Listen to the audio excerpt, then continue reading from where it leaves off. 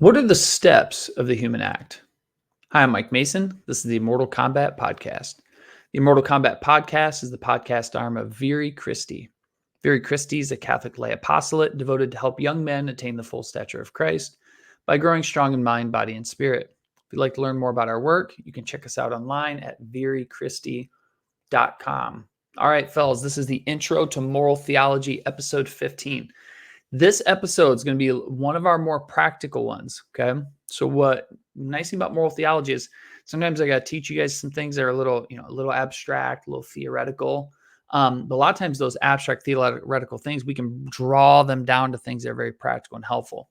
I think you're going to find the next, 10 minutes super helpful for you guys as you're trying to make good decisions. And I think you're going to be able to use this a lot. Okay, what we're going to look at this week. Last week, we looked at the ethical constitution of the human act. What that means, like what goes in to make an act human. And we said what makes an act human is the fact that we have an intellect and will. Therefore, what makes an act human, its constitution, is that it proceeds from knowledge, right? We know what we're doing, and from freedom in our will, because our will is choosing to do something. What we're going to look at this week is the steps a person goes through when they make choices. And the reason why we want to break this down this way is because when you do things well, you want to be able to reflect back on things you do well and be able to identify why those things went well. Also, you want to be able to look back on things when they don't go so well so you can identify where you went wrong, okay? So think of this investigation, the steps of the human act, kind of like doing drills in practice, okay? Whether you're a basketball player, football player, baseball player, lacrosse, whatever. When you do drills, like what are you doing? You're not playing the game. You're breaking the game down into steps. You can practice one step, isolate one step at a time and practice it. That's what this podcast today is about, is we're going to look at when you make moral choices, what goes into that. We're going to break it down into steps so you can identify what went right and wrong. That's the idea. Okay. So let's just jump in. All right. Every moral act proceeds from our intellect and will. So every moral act we do comes from our intellect and our will. So what we're going to look at today is the progressive elements of that. So as you're thinking and willing things, we're going to watch how that lays out. The way the human act works is your intellect's going to do something, then it pitches it to the will. Intellect, will, intellect, will, intellect, will. These two things work in union with each other, okay? And so what we're going to look at is how that works. Now, when you make any choice, okay, there's three basic parts involved. First, you have to consider the end. So what's like the goal? What am I trying to do? Second, you got to consider the means. So what are the available ways, the ways that are available to me to achieve this end or goal? And then third, you actually have to do the thing, obviously. Okay, you can't just think about it, you got to do it. So we have the end, means, and what's called execution, or actually doing it. All right, what we're going to talk about is we're going to consider the ends first, means second, execution third. In the steps concerning with the end, your intellect's going to do something and your will is going to do something. So there's two parts when we're talking about ends or goals. Your intellect and will do something. Then we're going to jump down to means. When we talk about means, your intellect's going to do something, then your will is going to do something. Then your intellect's going to do something, then your will is going to do something. So there's four things going on with the means. And then with execution, your intellect's going to do something, your will is going to do something, and then the will adds something else at the end. So there's 9 altogether. So we're going to take 9 and break them up into 3. So we'll go 2, 4, 3. That's the idea. All right. And guys, what you'll find, this is very helpful and super commonsensical too. I don't think you guys will struggle at all to like track with me.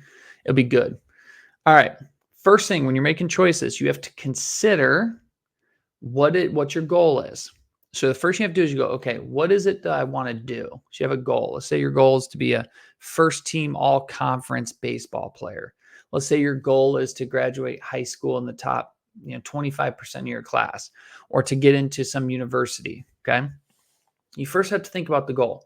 Now, as you think about the goal, you have to think, can I actually do this thing? Okay. So you have to discern, can I actually do it? Because there's no sense in making a goal that you can't actually do. So in step 1, you have to think about, is this realistic or not? Okay. Let's say it is. Let's say you have this goal and it's realistic. What it's going to happen is your intellect's going to pitch that over to your will, and your will is going to say, all right, let's go. It's called an intention. Okay. So the will is going to take the goal you want to do and apply it to you. Okay. Then the will is going to, in manner of speaking, kick it back up to the intellect. What the intellect does then is goes, okay, how many different ways can I achieve this goal? Because if you guys think about it, a lot of times the goals we have, there's multiple ways to achieve them.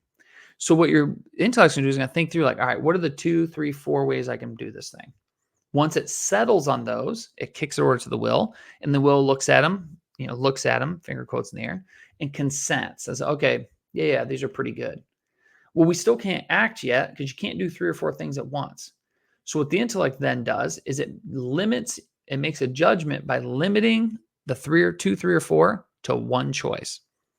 Once it limits to the one that we're going to go with, kicks over to the will, and your will chooses it. Your will goes, yep, that one is ours. Okay, so that's the ends and the means. So consider the goal. How many means? We got to think through like, well, how many ways are there to do this thing? Choose one of them and let's get going. Here's the issue though. We haven't done anything yet. So we have to get to the steps of execution. What then happens when we make a choice, the intellect then commands the will. The intellect goes, hey, let's go, man. It's time to go. Here's our path. The will then executes it. And then if everything goes well, we enjoy the fruits of our labor. Okay. Those are the 9 steps. So you have to consider the end. So what am I trying to do? And can I do it? Then you do the means. What possible ways are there to achieve this? And you got to limit it down to 1. And then you have to execute where your intellect says, all right, let's go do this. And your will participates. And God willing, you have delight and enjoyment. Now, like I said before, knowing these steps is important before you make choices. So let's say a lot of you guys are in high school. You have to make a choice what you're going to do after high school. Are you going to get a job? You're going to go to college? Which college are you going to go to? You need to know these 9 steps so that you can make good choices. So you need to be able to say, okay, what is my goal? What are the possible ways of achieving my goal? And then I'm going to have to do one. Okay. Let's say you're trying to achieve some goals in life and it's not going well. Okay. So you're getting frustrated. Right. Well, there's a few different areas that can contribute to frustration. First, let's say you set a goal for yourself that's not realistic and you're frustrated because you're doing everything you're supposed to be doing. You're doing everything what the coach says. You're doing everything what the teacher says. You're doing everything you're supposed to do and it just ain't working. Well, that might be the problem is it's just not a realistic goal for you. Okay, guys, as I'm recording this, I'm 42 years old. I'm about 6 feet tall and 190 pounds. Okay. If I set my goal to play in the NFL, I'm just like, well, I'm going to go play in the NFL. I'm not doing that. Okay. It doesn't matter how hard I work. Doesn't matter how much effort I put into it. Doesn't matter what my training regimen is. Don't matter. That's not happening because it's not realistic. And so when you're evaluating ends, you want to make sure these are things I can actually do. And then you have to self-correct if you're wrong, which can be a tough pill to swallow, but it's part of life. Okay. So sometimes the goals we set for ourselves, we're just not capable of. And that's okay. We just want to make sure we don't frustrate ourselves too much. But let's say it is a good goal. Second, you could look at, did I choose the correct means? Maybe you discern between 2, 3, and 4 ways of achieving your goal. You picked one and the one you picked one is good. Well, then now you can go back to deliberation and say, okay, are there any of those other ones that would work? So you got to look at the means, like, am I making good choices in my means? All that sort of stuff. Am I deliberating well? That's an area of reflection. And then lastly, guys, as tough as this sounds, sometimes we fail to execute. We just don't follow through with what we're supposed to be doing. And so, guys, what you can see here is by understanding how these 3 work, right? These 9 steps that we broke into 3 categories.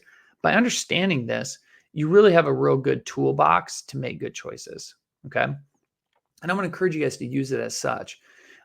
You should use these all the time. You should use them before you make big decisions. You should use this before you make small decisions, because it'll really help you out a lot. And it's good to get in the habit of looking back on your choices and being able to identify what went right or wrong, because all of us make goals that we can't achieve. Everybody's done that. All of us choose, ways of achieving our goals that don't work. We've all been through that. And we've all, not always had to follow through. Okay. To become the men God wants us to be, we need to think well about ends, about means, and we need to be willing to execute our plan well. So I hope that was an encouragement to you guys. I hope that's helpful. I think it is. Definitely, if you need to listen to this again, please do so. Share it with your buddies if you know somebody that help with, and we'll wrap it up there. But I hope you guys have a blessed week. I look forward to connecting with you guys next week.